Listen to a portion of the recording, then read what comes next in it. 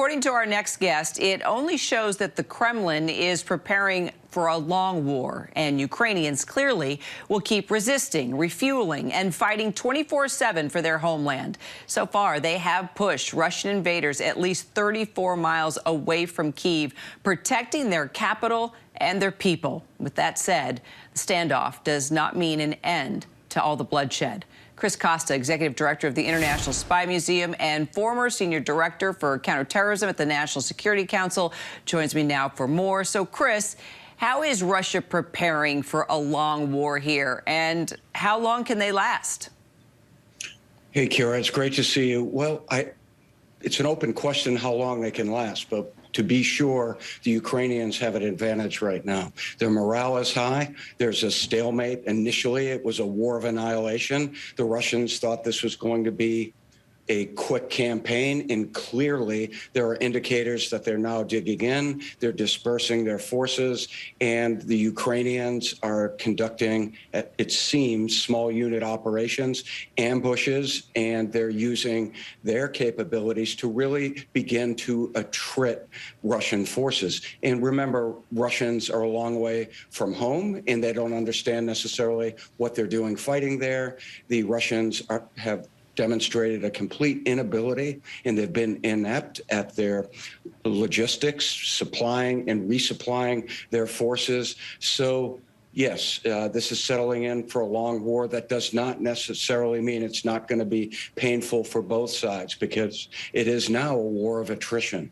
And we've seen indicators also that the Russians are going after civilians indiscriminately, much like Grozny, or much like we saw in Syria. So that is not a good sign on one hand, because it means there's going to be a lot of civilians that are going to be impacted and killed, as we've already seen from your previous reporting. So that is certainly concerning. On the other hand, we can be optimistic that Russia's battle plans are completely off. Their schedules, their timing, and clearly President Putin is under a great deal of pressure right now because of Ukrainian successes. And there have been marginal gains, and we've seen some of that reporting this past week. So you say that Biden and the U.S. must help the resistance wage the other war in Ukraine. Explain. Right. Literally, it was reported that there could be a change of government at some point in time, and the president of Ukraine, Zelensky, would have to have a government in exile. He's dug in his heels. There's going to be no government in exile in the short term. The tide seemingly has turned. But in the event that other places in Ukraine, perhaps in the south, east of the country, that there are occupation forces, or in the Donbass, what I mean by saying resistance should be directed and essentially enabled by the West means formalized resistance against Russian forces. The Russians should be opposed. There should be guerrilla warfare actions. They should have supply. There should be some centralized planning, only if that's what the Ukrainians want. They clearly, the Ukrainians, have special forces on the ground in the Ukraine. And as far as I know, there are no U.S. special operations on the ground, but that's not to say that they cannot be enabled from outside Ukraine. In other words, small resistance groups being armed, provided intelligence that they need, and conversely, they too would provide intelligence back to the Ukrainian government, the Ukrainian military, as well as the West. So this is essentially a long war strategy if the United States and the West want to support resistance actively against Russian forces as they dig in, as they occupy some of Ukraine. You know, we've talked about the millions of people who have fled Ukraine, and so I want to ask you, finally, there's about 2 million that have stayed. What message does that send to Russia, and is that enough power to stop this invasion?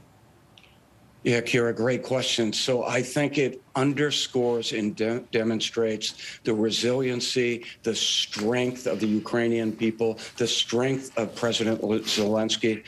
Already we have seen that individuals have refused to leave. They're staying and fighting. There have been anecdotal reports of some women going back into Ukraine to fight against the Russians. That sends a strong message of not only resiliency, but a demonstrated resolve to fight against the Russian occupiers, the Russian aggressors. So only time will tell if there's a need for a long-term resistance. But clearly, the Russians, at least through my optics right now, the Russians are in for a long fight and may have to very well settle in for a long war. Clearly, the Ukrainians are looking to fight a long-haul effort against the Russians, but they certainly are showing a lot of resolve.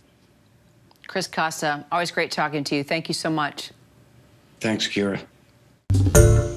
Hi, everyone. George Stephanopoulos here. Thanks for checking out the ABC News YouTube channel. If you'd like to get more videos, show highlights, and watch live event coverage, click on the right over here to subscribe to our channel. And don't forget to download the ABC News app for breaking news alerts. Thanks for watching.